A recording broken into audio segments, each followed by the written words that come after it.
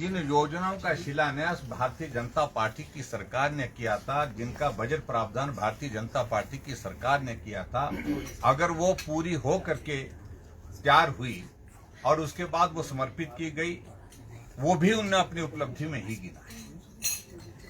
एक भी योजना हिमाचल प्रदेश में ऐसी योजना नहीं है जिस योजना को इन्होंने कहा कि हमने शुरू किया है और उसको हमने पूरा किया है। और हैरानी की बात तो यह है कि आप देखेंगे महामहिम राज्यपाल जी के अभिभाषण के दौरान इन्होंने एक पैरा 84 है जिसमें इन्होंने हिमाचल प्रदेश में आदर्श स्वास्थ्य संस्थान बनाने की बात कही थी और उस काम को उन्होंने बताया है कि वो काम हमने जो है वो पूरा कर लिया है। हम सभी 68 विधायक हिमाचल प्रदेश की विधानसभा के अंदर मौजूद हैं। मैं अपने विधानसभा क्षेत्र में अभी तक मुझे जानकारी नहीं है कि मेरे विधानसभा क्षेत्र में आदर्श स्वास्थ्य संस्थान कौन है और उसमें क्या सुविधाएं उन्होंने उपलब्ध कराई। और यहाँ इन्होंने सारी रेडियोलॉजी की, एमआरआई की, मेडिकल स्टाफ की सारी सुविधाएं उपलब्ध करा दी हैं बोलते हैं हमने। इससे बड़ा झूठ कोई और हो नहीं सकता है।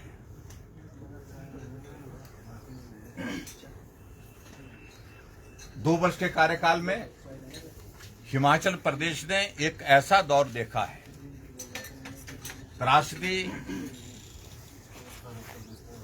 तो एक दौर था जो मनुष्य के हाथ में नहीं था, लेकिन एक त्रासदी ऐसी देखी है 2 वर्ष के कार्यकाल में जो मनुष्य के हाथों से हुई है, यानी कि वर्तमान सरकार के हाथों से हुई है, वर्तमान मुख्यमंत्री के हाथों से हुई है।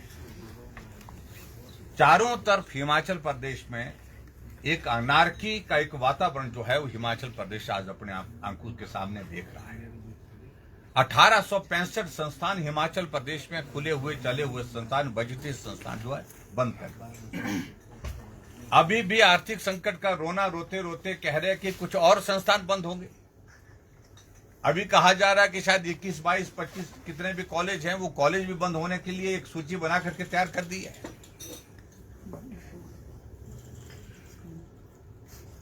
आज उपलब्धियों के बारे में जिक्र करने की कोशिश कर रहे हैं, लेकिन जिक्र करने लायक कोई एक बात इसमें नहीं है। 6 गारंटियां पूरी करने की बात कही है। 10 गारंटी दी थी, 6 गारंटियां पूरी कर दी। क्या ये पूरा प्रदेश जानता नहीं है कि कौन सी 6 गारंटी हैं जिन गारंटियों का जिक्र करें मुख्यमंत्री जी जो आपने पूरी कर दी? ओपीएस आदि अधूरी लटकी हुई है।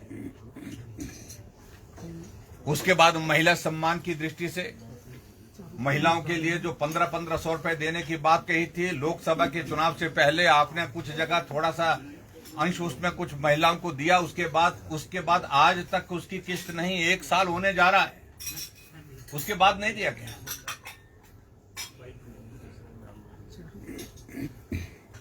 अगर उपलब्धि नहीं हो पाती, आपसे काम नहीं हो पाता, तो कम से कम मुझे मुख्यमंत्री जी को यही कहना है कि आप झूठ बोलना बंद करें। गोबर की गारंटी, बिजली की गारंटी, उसके साथ दूध की गारंटी, कहते हैं दूध की गारंटी को भी कह रहे कि हमने पूरा कर दिया।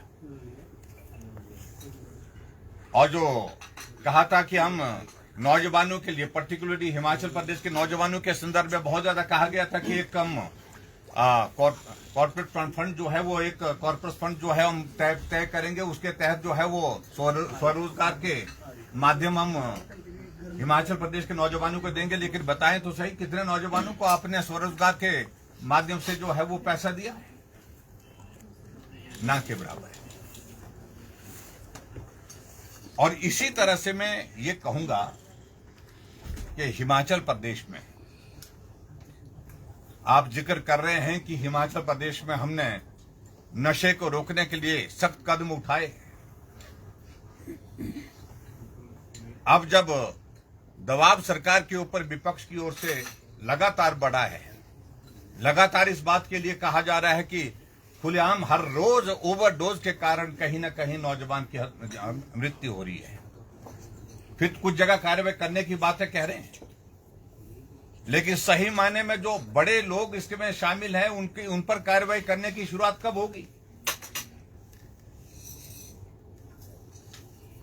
आर्थिक स्थिति हिमाचल प्रदेश की आपके सामने है, जिसको लेकर के मुझे कहने की आवश्यकता नहीं है। बजट सत्र है, बजट जब पेश होगा तो उस वक्त हम विस्तार से बात कहेंगे। आज हिमाचल प्रदेश की स्थिति ये हो गई है कि टैक्स बहुत सारे लगाने के बावजूद भी हिमाचल पूरी तरह से आर्थिक रूप से जो पटरी से उतर चुका हुआ है। 1 लाख करोड़ से ज्यादा का ऋण हिमाचल प्रदेश के ऊपर हो गया है। ये श्रेय भी वर्तमान मुख्यमंत्री सुखविंदर सिंह सुक्खू जी के नाम पर है। और जो महामहिम राज्यपाल जी का अभिभाषण होता है उसमें सारी चीजों का जिक्र होना चाहिए। उनको ये भी कहना चाहिए था कि हमारे ऊपर इतनी देनदारियां हैं, इतनी देनदारी के साथ इतनी हमने अदा की, इतना हमने लोन लिया। आज हिमाचल प्रदेश में लोन हर व्यक्ति के ऊपर कितना है, प्रदेश के ऊपर कितना है, इसकी जानकारी देते तो उचित रहता। वो दिया, वो छुपाने की कोशिश की जा रही है। 30,000 करोड़ रुपए से ज्यादा का ऋण हिमाचल प्रदेश अभी तक ले चुका है। और हिमाचल प्रदेश में जो स्थिति आज की तारीख में बनी हुई, एक असुरक्षा का माहौल बना हुआ है। आप अंदाजा लगाइए कि ओल्ड एज पेंशन पिछले 6 महीने से, वृद्धा पेंशन जो है वो उन बुजुर्गों को प्राप्त नहीं हो पाई है, पिछले 6 महीने से नहीं हो पाई। आज सहारा योजना का जिक्र कर रहे थे। सहारा योजना लगभग हिमाचल प्रदेश में बंद पड़ी है। जो गरीब लोग, जो ऐसे बेबस लोग, जो मैं कहूंगा जो इस योजना के अंतर्गत कवर किए जाते हैं, उनके खाते में पिछले लगभग 1 साल से कोई पैसा ही नहीं गया है। लेकिन उसके बावजूद कह रहे कि हम सारा योजना के अंतर्गत 3-3 हजार रुपए खाते में डाल रहे हैं। चाहे वो बागवानी का क्षेत्र है, चाहे वो हमारा कृषि का क्षेत्र है, और चाहे हमारे रोजगार का क्षेत्र है। मैं कह रहा हूं कि हर क्षेत्र में वर्तमान सरकार पूरी तरह से विफल रही है काम करने के लिए। और पर्यटन की दृष्टि से होम स्टे पर और टैक्सेस लगाना, होम स्टे पर कमर्शियल कनेक्शन, पानी का, बिजली का, ये तय करना, इससे और भी ज्यादा जो हमारा टूरिज्म का सेक्टर जो है वो डूबता जा रहा है। आपका इंडस्ट्री जो है हिमाचल प्रदेश छोड़ने के लिए विवश हो गई है। अगर उपलब्धियों का जिक्र करते तो आप इस बात का जिक्र करते कि हिमाचल प्रदेश में इंडस्ट्री सेक्टर में आपने कितना कर काम किया, कितने नए उद्योग हिमाचल प्रदेश में आए, और आने की तो संभावना नहीं। लेकिन इतना भी बता देते कि इतने सारे इंडस्ट्री जो है हिमाचल छोड़ करके चले गई, इसका भी जिक्र नहीं है। स्वास्थ्य और शिक्षा के क्षेत्र में हिमाचल प्रदेश जो है वो आज की तारीख में बिल्कुल अभी तक के इतिहास में निम्न स्तर पर जा चुका है। हिमकेयर की योजना बंद कर दी गई है। पेशेंट हॉस्पिटल में एडमिट होते हैं, उनको इलाज के लिए पैसा नहीं है।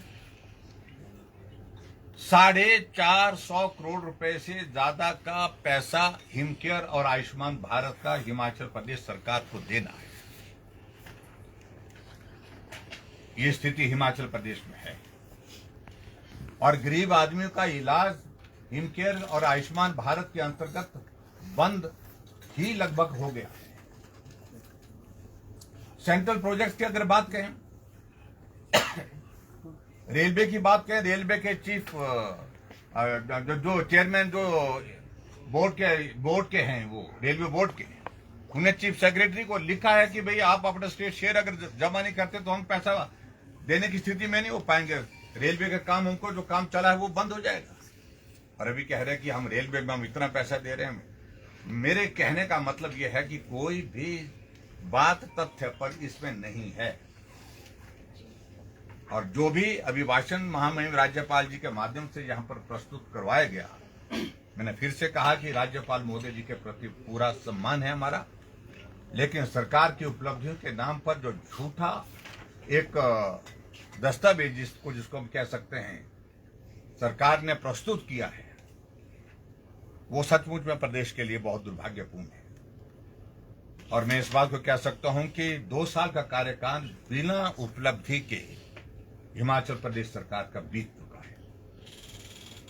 उपलब्धि सिर्फ एक है कि सत्ता में बैठे हुए हैं, कुर्सी पर बैठे हैं, सत्ता बची हुई है, इसके अलावा कोई उपलब्धि नहीं।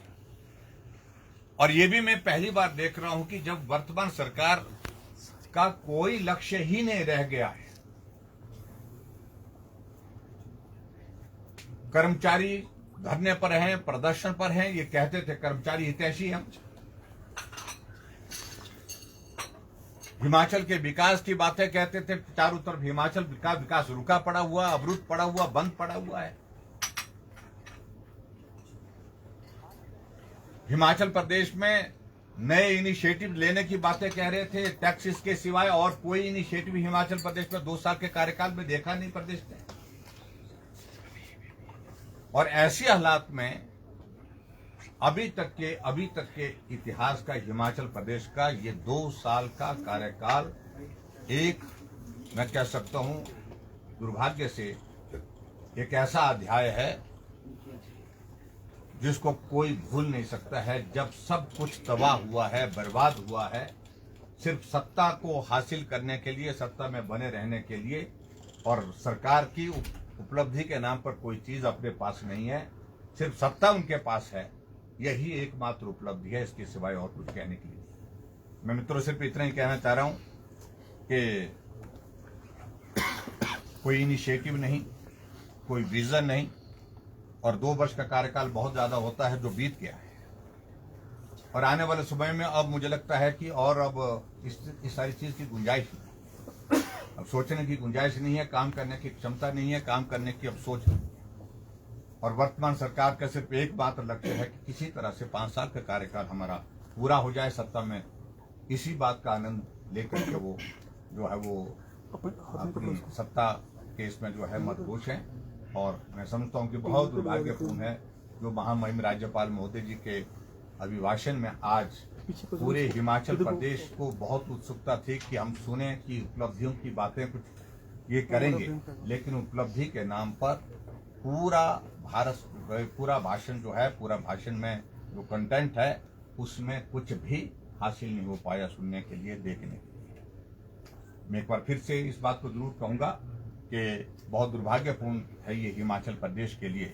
इस प्रकार की स्थिति शायद कभी नहीं हिमाचल प्रदेश ने देखी, जहां बिना इनिशिएटिव के, बिना योजनाओं के, बिना काम के, बिना विकास के 2 साल का कार्यकाल सरकार का बीत जाए, और उसके बावजूद जबरदस्ती जो है अपनी पीठ थपथपाने की कोशिश कर रहे हैं।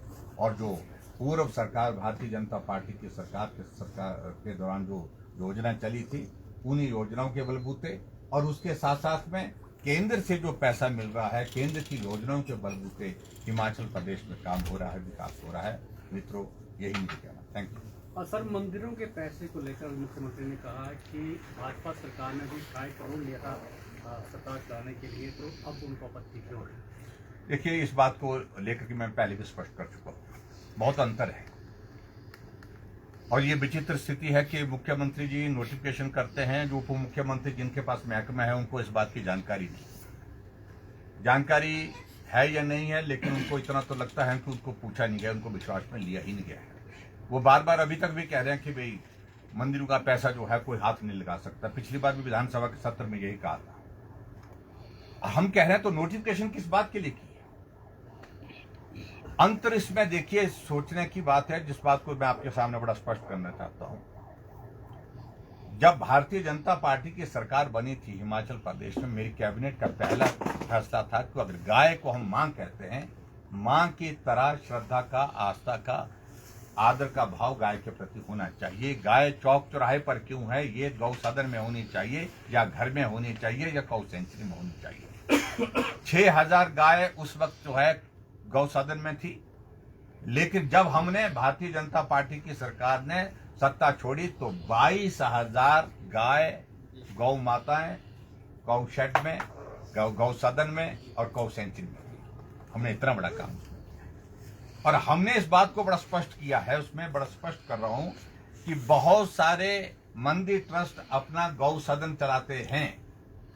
हमने कहा कि जो चलाते हैं वो 15% तक पैसा उसमें खर्च कर सकते हैं, एक बात। दूसरी बात, बहुत सारे मंदिर ट्रस्ट नहीं चलाते हैं, वो एनजीओ कुछ अगर चलाती हैं, उनको अगर देना चाहें तो उनको 15% तक दे सकते हैं। हमने कभी भी सरकार की योजना के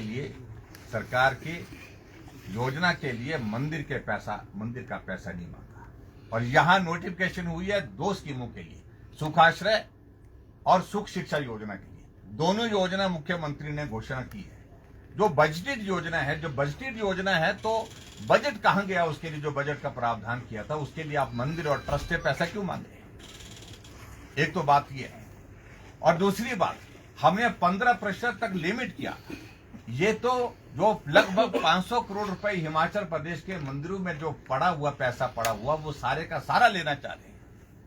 इसमें ऐसा नहीं है कि ओर से कि मंदिर ट्रस्ट जो है 15% दें या 5% दें। ये सारे का सारा पैसा अधिकारियों को कहा जा रहा है, बार बार कहा जा रहा है कि वो पैसा जल्दी से जल्दी जमा कर दें।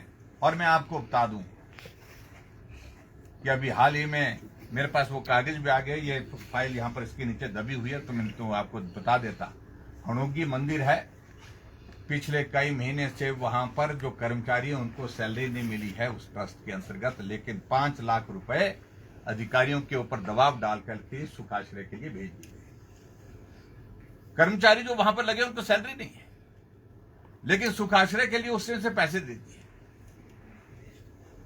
और ये आपको बताऊं, ये एक तरह के मंदिर के पैसे पर, श्रद्धालुओं के पैसे पर, सनातन में आस्था रखने वाले लोगों की श्रद्धा के अनुसार जो दिया हुआ पैसे, उस पर डाका है एक तरह का, जो वर्तमान सरकार कर रही है। एक तरफ सनातन का विरोध करते हैं, एक तरफ मुख्यमंत्री कहते हैं कि 97% हिंदू का प्रदेश में हिंदूवादी पार्टी को मैं हरा करके आया हूं, और दूसरी तरफ सनातन में श्रद्धा रखने वाले, आस्था रखने वाले लोगों का मंदिर के नाम पर जो है, मंदिर में जो चढ़ावा श्रद्धा से दिया गया है, उस पैसे को सरकार की योजनाओं को चलाने के लिए मांग रहे हैं। इसलिए नैतिक अधिकार उसमें इनका बनता नहीं है। और दूसरी बात मैं बड़ा स्पष्ट करना चाह रहा हूं कि इस बात को लेकर के उप मुख्यमंत्री जो बयान दे रहे हैं, उनको मालूम होना चाहिए कि अभी तक नोटिफिकेशन स्टैंड करती है, वो विड्रॉ नहीं हुई है। इसलिए सच्चाई है। और गाय को हम सनातन से जुड़ा हुआ मानते हैं, गाय को हमारे सनातन के धर्म में बहुत बड़ी आस्था है, और गाय की सेवा के लिए अगर हमने 15% तक खर्च करने की अनुमति अगर हमने मंदिर ट्रस्ट को दी, तो मैं समझता हूं कोई अपराध नहीं किया है। हमने सरकार की योजना के लिए पैसे नहीं मांगा, हमने सनातन के खिलाफ किसी गतिविधि के लिए पैसे नहीं मांगा, लेकिन हमने कहा कि उस पैसे को खर्च कर सकते हैं, लेकिन उसके बावजूद भी बहुत कम, 15% नहीं, बहुत कम पैसा ट्रस्ट के माध्यम से गौ सदन में और दूसरे कार्य में, जो का पर्टिकुलर सीएम रिलीफ फंड होता है या त्रासदी के दौरान जो पैसा दिया जाता है उसको खर्च होता है। Thank you very much.